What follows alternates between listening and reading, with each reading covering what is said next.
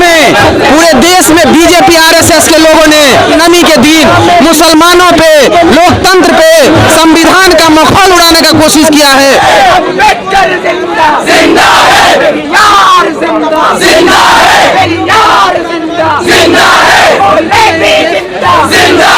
मुसलमानों पे हमला बोलने का कोशिश किया है। मस्जिदों पे झंडा, भगवा झंडा लहराने की कोशिश की गई है। खाने पीने पे रोक लगाया गया है। जेएनयू जो बगल में जेएनयू संस्था है, जहां सारे देश के, सारे कल्चर के, सारे धर्म के लोग अपने हिसाब से खाने पीने की संस्कृति है, उस पे हमला बोला गया है। संविधान पे हमला है, जो सबको खाने पीने, पहनने, ओढ़ने की आजादी देता है, उस पे हमला है। इसीलिए आज हम कहने आए हैं कि इस देश पे हमला, लोकतंत्र पे हमला, संविधान पे हमला, मुसलमानों पे हमला नहीं चलने देंगे।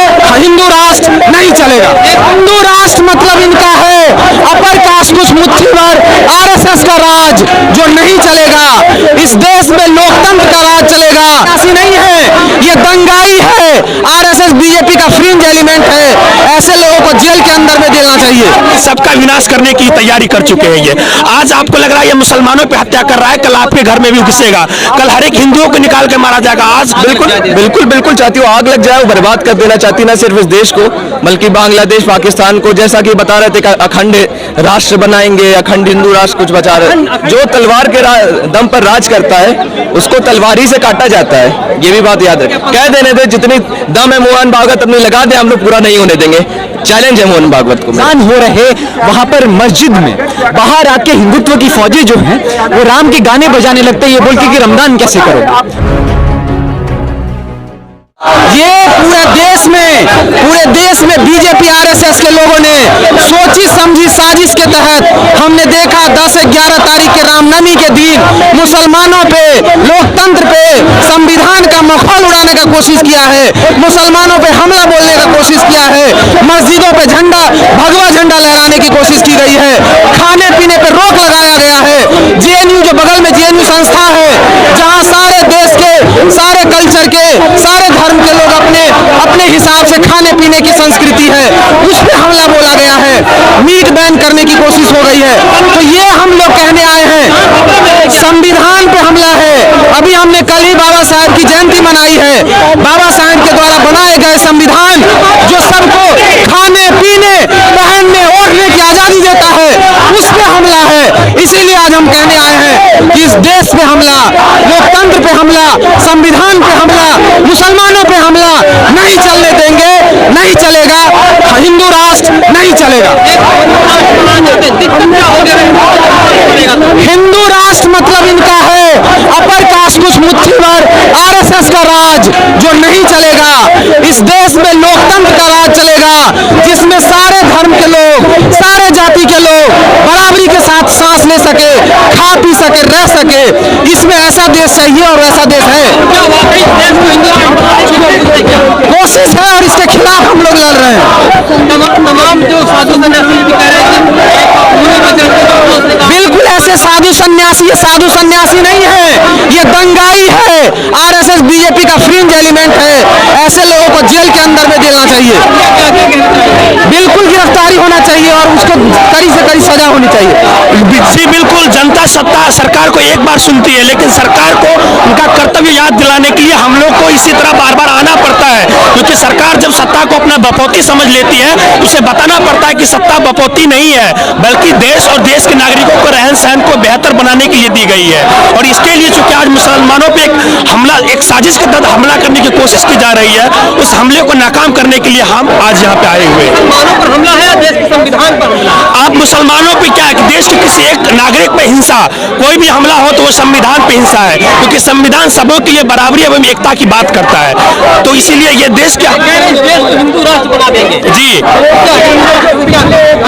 बिल्कुल खतरा है। हिंदू राष्ट्र उनका जो कंसेप्शन है, आप गोवालकर या सावरकर को पढ़िए, वो ये कहना चाहते हैं कि मुसलमान को या तो हिंदू बनना पड़ेगा या तो इस देश को छोड़ना होगा। वो कहते हैं कि पितृ राष्ट्र और मातृभूमि और पितृभूमि की बात करते हैं।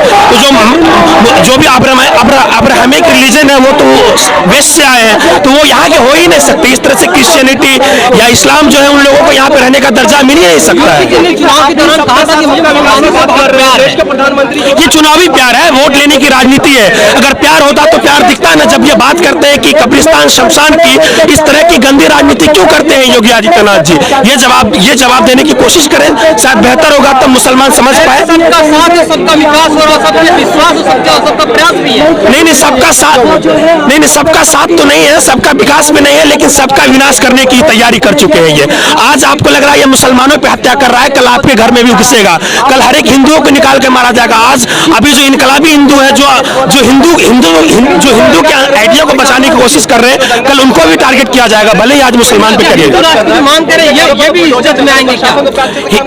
सभी मुझे याद आ रहा है वो नाहत इंदौरी का एक शेर है कि लगेगी आग तो आएंगे घर कई जद में, यहाँ पे सिर्फ हमारा मकान थोड़ी है। तो सभी का नंबर आएगा, आप इंतजार। अगर हम आज आवाज बुलंद नहीं करेंगे तो एक दिन आपके घर भी ये आग पहुंचेगी और हम सब जल के खाक हो जाएंगे। क्या लगता है ये जिस तरह से आप आवाज उठा रहे हैं, सरकार को आएगा क्या, समझ में आएगा क्या? बिल्कुल, इतिहास पलट के देखिए, जब सत्ता के नशे में मद हुई है, कोई न कोई आवाज का स्वर उठा है और वो आवाज ही सत्ता के पलटने की कोशिश क्षमता रखती है और पलटा गया है। इमरजेंसी का काल हो या आज का काल हो, हम इस फांसीवाद ताकत से पार पाएंगे और देश में फिर एक बेहतर माहौल कायम होगा। टुकड़े गैंग आपको कहा जाता है, देश में समस्याएं टुकड़े टुकड़े में पल रही हो, अगर आप दलितों पे एक छोटा कैंप बना के हमला करें, कहीं आप मुसलमानों को एक खास मुद्दों को घेर कर हमला करें या कभी खाने को लेकर करें, तो जैसे जहां हमला होगा वहां से आवाज उठेगा। अगर वो आवाज टुकड़े में उठ रहा है तो आप उसे टुकड़े गैंग कहिए, हमें इससे कोई इजाजत ही नहीं है।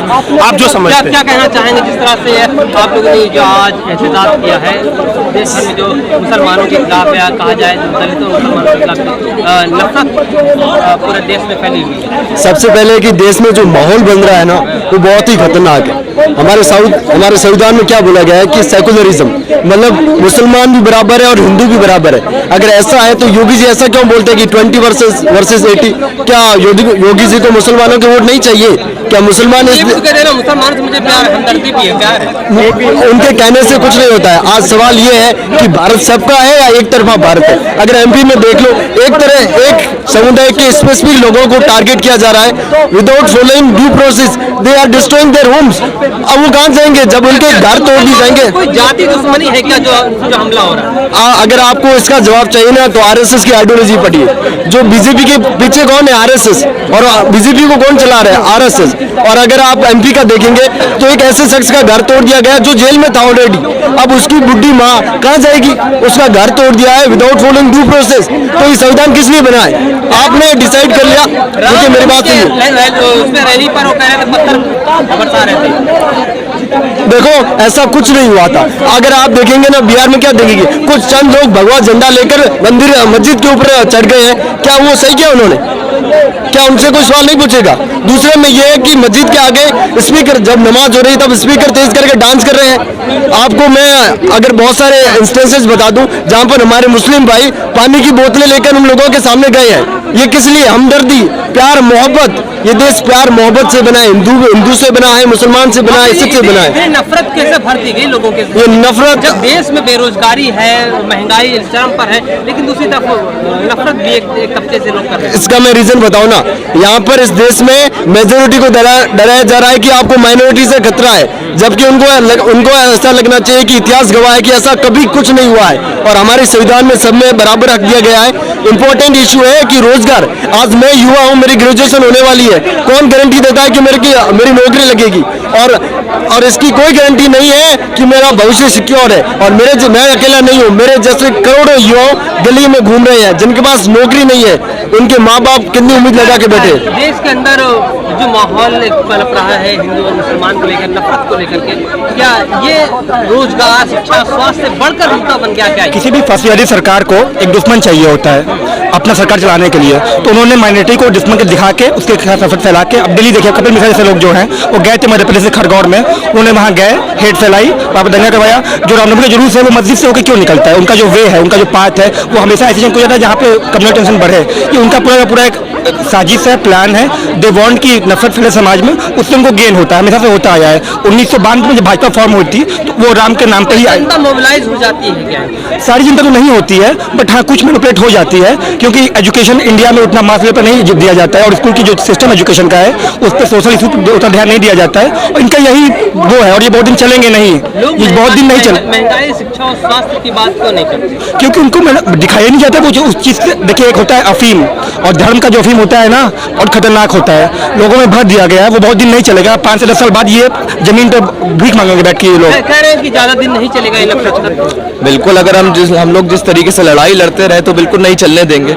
चलेगा इस वजह से नहीं क्योंकि हम लोग चलने नहीं देंगे, और जनता भी कहीं ना कहीं समझती है जिस तरीके से चाहती है कि नफरत फैल जाए। बिल्कुल चाहती हो आग लग जाए, वो बर्बाद कर देना चाहती ना सिर्फ इस देश को बल्कि बांग्लादेश, पाकिस्तान को। जैसा कि बता रहे थे कि अखंड राष्ट्र बनाएंगे, अखंड हिंदू राष्ट्र कुछ बचा रहे, अखंड राष्ट्र बनाएंगे। क्या पाकिस्तान, बांग्लादेश और नेपाल, ये तमाम जो देश पहले एक भारत का हिस्सा रहा करता था, तो उसको मिलाकर उसको अखंड भारत बनाएंगे, और साथ में हिंदू राष्ट्र भी 2024 तक बन जाए। हाँ, तो वही चीज है ना कि अगर आप किसी देश के ऊपर एक इंपीरियलिस्ट वॉर करते हैं तो आपकी जो शांति है वो एक तलवार की नोक पर टिकी हुई है, और तलवार की दम पे जो राज करता है, जो तलवार के दम पर राज करता है उसको तलवारी से काटा जाता है। ये भी बात याद रखिए। मकसद पूरा हो पाएगा क्या? हम लोग पूरा नहीं होने देंगे। 15 साल का टारगेट नहीं हो पाएगा, हम लोग पूरा नहीं होने देंगे। कह देने दे, जितनी दम है मोहन भागवत अपनी लगा दे, हम लोग पूरा नहीं होने देंगे।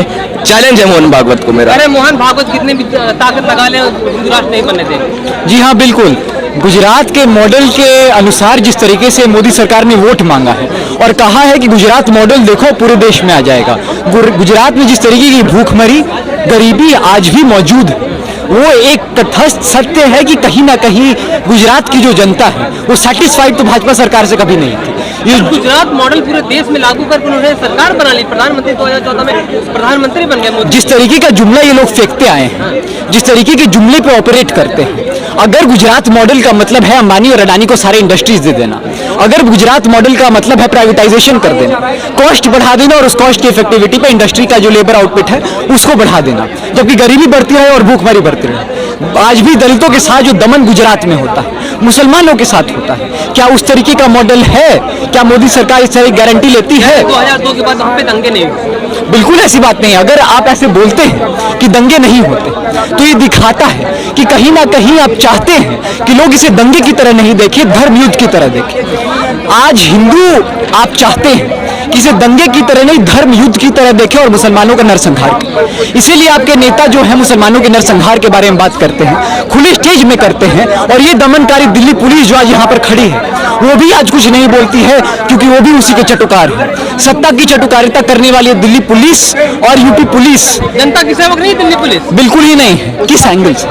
अगर यह जनता की सेवा करते, आज हथरस में जो कांड हुआ, आज जो रेप केसेस होते और दलितों के साथ अत्याचार होता है, आज बुलडोजर चल जाते हैं घरों पर और दिल्ली पुलिस आज भी बंदोबस्त रहती है। अपराधी कौन है? अपराधी वो मुसलमान है जो अपने घर पे रह रहे हैं, या अपराधी वो हिंदुत्व के एलिमेंट्स हैं जो जेसीबी चला रहे हैं? अगर दिल्ली पुलिस उन मुसलमानों को अपराधी बुलाती है तो सबसे बड़ा सवाल दिल्ली पुलिस पर यह उठता है कि कौन अपराधी है, वो खुद या वो मुसलमान जो आज अपने घर पे बैठा हुआ है, अपनी बीवी बच्चों का जो है देखभाल कर रहा है और समझ रहा है कि इस देश में रहना कैसे मुश्किल होते जा रहा है। क्या वाकई मुसलमान देश के अंदर सुरक्षित महसूस नहीं कर रहा? आप ही बताइए, अगर एक माइनॉरिटी पर अटैक होते रहे, एक माइनॉरिटी पे कंटिन्यूअस अटैक अगर होते रहे, तो किस हद तक वो मुसलमान सुरक्षित महसूस कर पाएगा? जब आज भी हिजाब पहनने से रोक दिया जाता है छात्रों को, वर्सेस आज मीट खाने से मना कर दिया जाता है, रमजान में के समय आजान हो रहे वहां पर मस्जिद में बाहर आके हिंदुत्व की फौजें जो हैं वो राम के गाने बजाने लगते हैं, ये बोल के कि रमजान कैसे करो। आप खुद ही बताइए, कोई भी एक मुसलमान सुरक्षित कैसे महसूस कर कैसे सकता है? आज़ादी मिलेगी इन चीज़ों से? इन चीजों का जो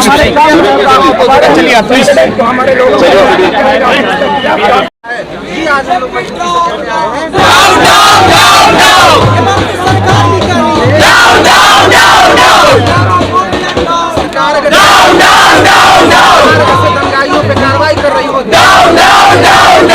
दंगाइयों पे कार्रवाई नहीं कर रही है। खुलेआम ऐसे मुनीम योगी जो बलात्कार करने की धमकी देता है, मुसलमानों पे हमला करने की धमकी देता है, जो खुलेआम घूम रहे हैं,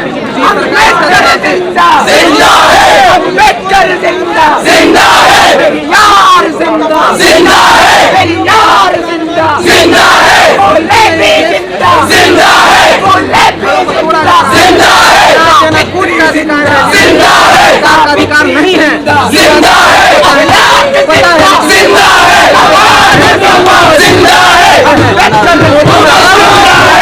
हो जाएगा।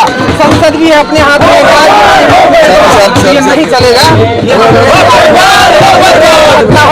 यूपी के सीतापुर मुजफ्फरपुर की घटना